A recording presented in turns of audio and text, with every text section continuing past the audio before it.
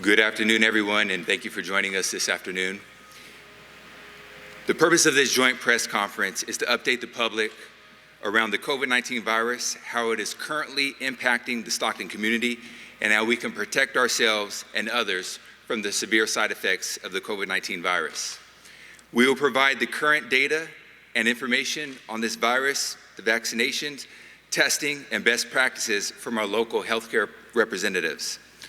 I would like to thank our local leaders here today, our Stockton City Council members, including Councilmember Dan Wright, who wanted to join us but was unable to join us this afternoon, Joaquin County Health Officer, Dr. Maggie Park, Dr. Stephen Millar of Kaiser Permanente, and Dr. Scott Neeley of Dignity Health. As a city, the COVID-19 virus continues to impact our Stockton community. 90% of the COVID-19 cases in Stockton come from 6 districts within the 6 zip codes throughout the city of Stockton. Of those 6 zip codes, I wanted to share some key information from the top 4. The top 4 zip codes impacted by COVID-19 throughout the city of Stockton is 95205, accounting for 14% of the cases, 95209, accounting for 14% of the cases as well, and 95207, accounting for 16% of the cases, with 95206 accounting for 24% of the cases throughout Stockton.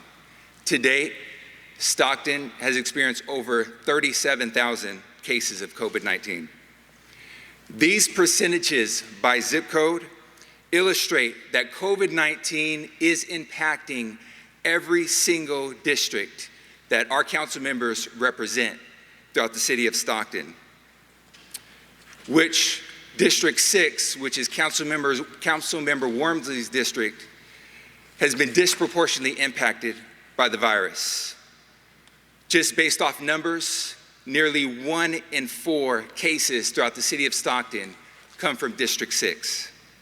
To date, Stockton has endured incredible loss, with over 806 residents no longer with us today, many of which having to fight through COVID and the virus in hospitals for months by themselves. Our children lost a year of in-person learning and time with friends, which has greatly impacted their social-emotional learning, which the impact is still yet to be determined. Our small business community was forced to adjust their business models, and some were faced with the difficult decisions to close their businesses after some of which over 20 years, 2 decades of service to our community. We're not yet out of this pandemic, and we must continue to stay educated on the facts surrounding this virus and use a data-driven approach to guide each and every one of our responses.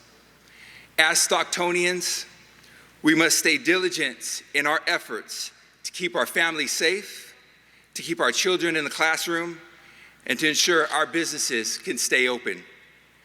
77% of Stocktonians have received at least 1 dose of the COVID-19 vaccination. Our current vaccination percentage, some may say that it is an accomplishment, but it's not enough. It's absolutely critical that we continue to increase our vaccination rate throughout the city of Stockton. The vaccine is safe, the vaccine is effective, and is working to protect against some of the most severe side effects of the virus, including hospitalization and death. Our city is committed to working with our healthcare partners, our community-based organizations, to ensure our city has safe and equitable access to this life-saving tool. At this time, I'd like to introduce Dr. Park to come to the podium first to share the most current COVID-19 data for the city of Stockton and San Joaquin County. Dr. Park.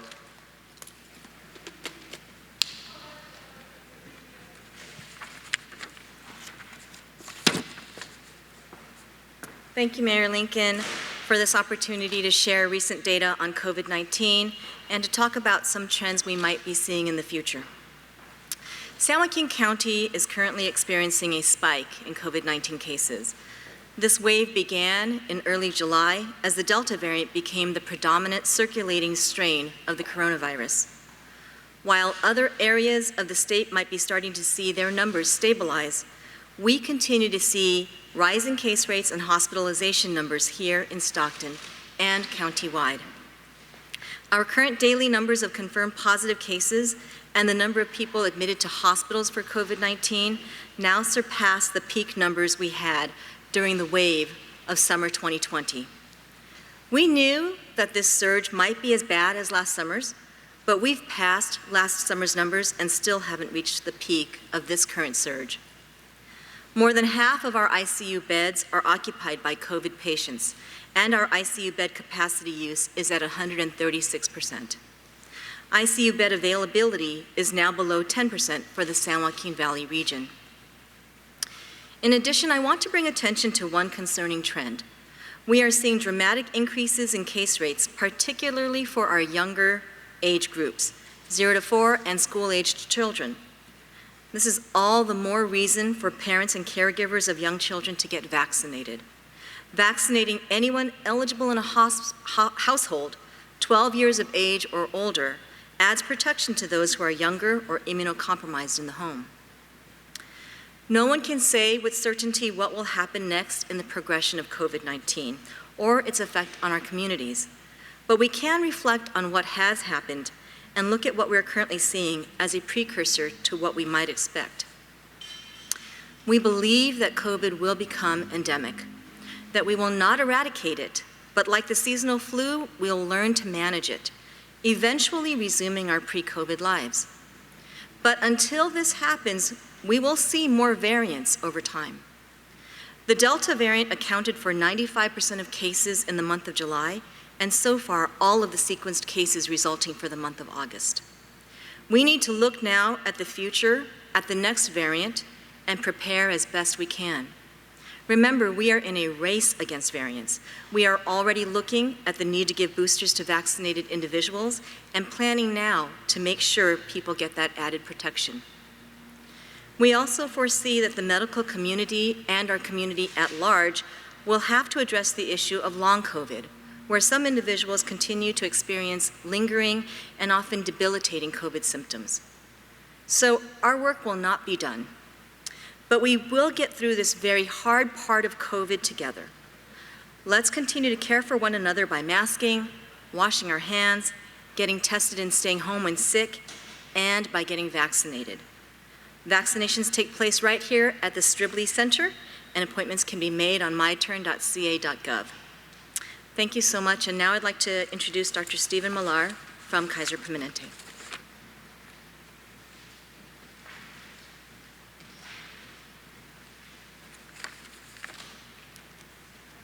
Good afternoon, and I want to thank Dr. Park for all the wonderful work she's done for our community in terms of keeping us safe, and certainly thank Mayor Lincoln for inviting Kaiser Permanente to be a part of this event today. And we are really proud to stand alongside our partners in public health and in our community to really protect each and every member of our community from COVID-19 and in all the efforts that we are making to prevent COVID-19 from continuing to spread in our community and to hopefully finally turn a corner against this pandemic so that we can return to a more normal life.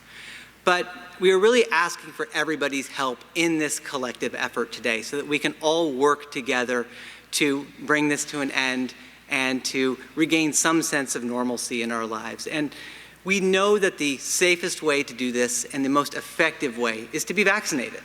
And at locations like this, we're giving out the vaccine to our community members so that we can protect you and your families. There are lots of ways that there are lots of reasons why we want to be vaccinated. Certainly individually, we want to be vaccinated, and I want to see you vaccinated so that you are healthy, so that you don't suffer, so that you feel well. And each of us certainly has that desire. Furthermore, I'm a pediatrician. And like Dr. Park mentioned, for the first time, we're starting to see a large number of children really getting affected by COVID-19, the disease itself, as well as all of the things that our kids have had to suffer through in the last year and a half, from disrupted learning to lack of play dates to inability to play sports with their friends. These are all impacts. And so to the degree that parents and caregivers and friends and family members are able to protect themselves with the vaccine when they are eligible, it provides protection for the kids that we see and interact with each and every day. So we encourage all family members and everybody eligible to get the vaccine to protect children so they can stay in school, participate in the sports and activities that they love and that we love watching them do. And finally, we ask that we get the vaccine to protect those who maybe have unseen illnesses or walk around amongst us at the grocery store with illnesses that we can't see, but that they have and that make them vulnerable to the most significant effects from COVID-19. And so really those are a lot of really good reasons to consider being vaccinated. But at the same time, we understand that many of you have questions. And these questions are legitimate, and we welcome them. This vaccine has now been given over 360 million doses as of Monday nationwide. So there's a tremendous amount of data that we have that proves its efficacy as well as its safety. We understand that many individuals will get some side effects, especially after the second dose: fever, fatigue, joint pains. We also know that many of those side effects indicate that your own immune system is actually working as it should to develop antibodies to provide you long-term protection so that you don't suffer the ill effects of COVID moving forward. And now that we have so much data, we can say that it's effective and that it is safe, and that we encourage you to really consider it for you and your family members. Dr. Park and her team have made every effort to make this accessible locally in your communities and in the zip codes that Mayor Lincoln outlined, so that you can be a part of the solution moving forward. And we encourage all of you to look up on the website to schedule your appointments at myturn.ca.gov to schedule that appointment. And if you have further questions about the vaccine, feel free to reach out to your physician. Feel free to go to the cdc.gov website to get good information that will let you know the facts around this and how we can collectively work together to end the pandemic. So thank you very much, and I'd like to introduce Scott Neeley Dr. Scott Neeley from Dignity Health, and turn the time over to him. Thank you.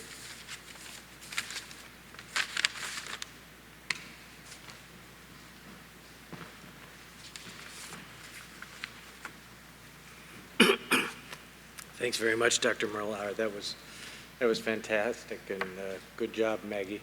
I want to thank you, Mayor Lincoln, for asking Dignity Health to participate in this conference. And I want to say that at St. Joseph's Medical Center, part of Dignity Health, we're very proud to partner with our public health partners and with partners like Kaiser and Sutter to care for people in our community.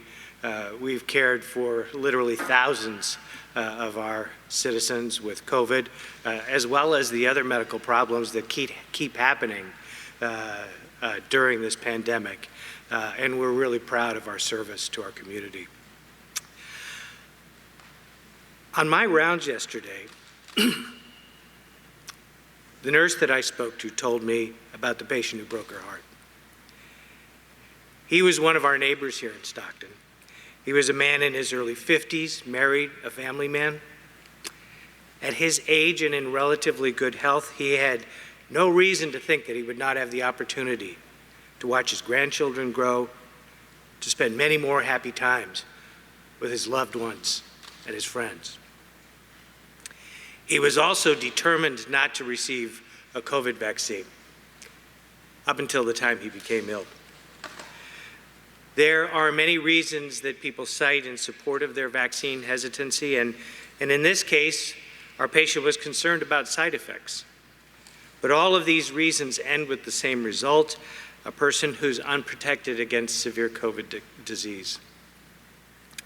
As his oxygen levels declined and he became increasingly short of breath, our patient confided to his nurse, "This was a horrible mistake. I have never felt worse in my life." When I get out of here, I'm going to tell people to get the shot. I'm going to make sure that this doesn't happen to anybody else. Our patient died much too young. His was a life that was needlessly cut short, and his death was entirely preventable. And it was only one of dozens that we saw this past month alone in Stockton. The Delta variant of the SARS-CoV-2 virus is many times more infectious than the original variant that hit us 18 months ago. It is spreading faster, it is infecting younger patients, and it's causing very severe disease in these patients. Once again, our hospitals are full, our ICUs are over capacity, and we're taking care of critically ill patients in non-ICU areas due to our surge conditions. Our doctors, nurses, and respiratory therapists and other caregivers are working under tremendous strain, both to take care of the very large number of severely ill COVID patients and also to care for other patients who need urgent care, such as those experiencing heart attack, stroke, and other types of severe infection.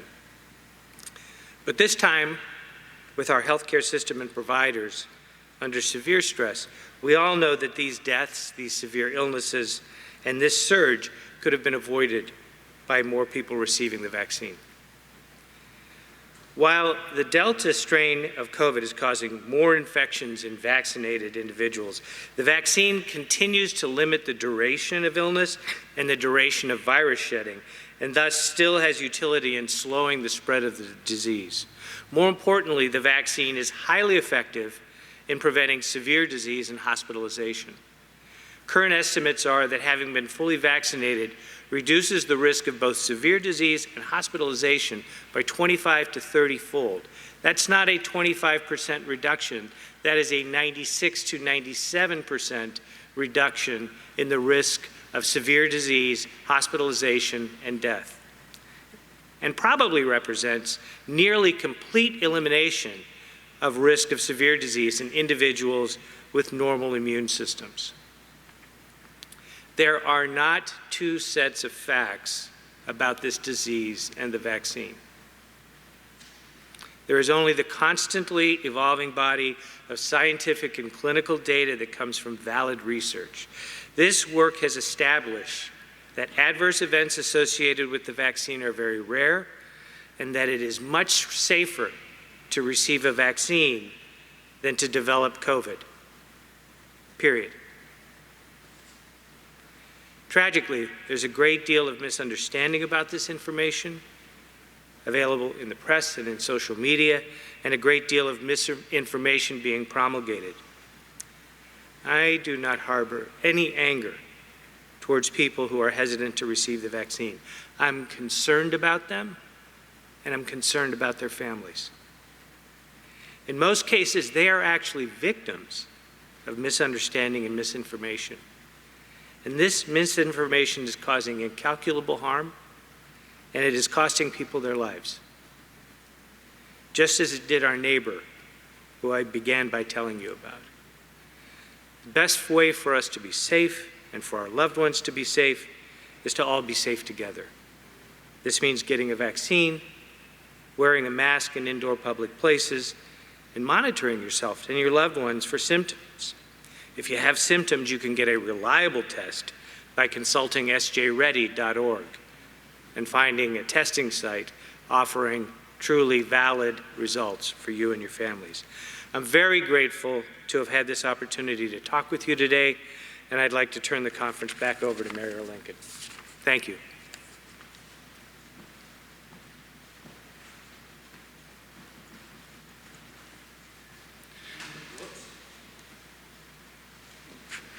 Thank you, Dr. Neeley, Dr. Millar, Dr. Park, and thank you to my colleagues on the council who are here represented today for your leadership and your commitment to the safety of the Stockton residents.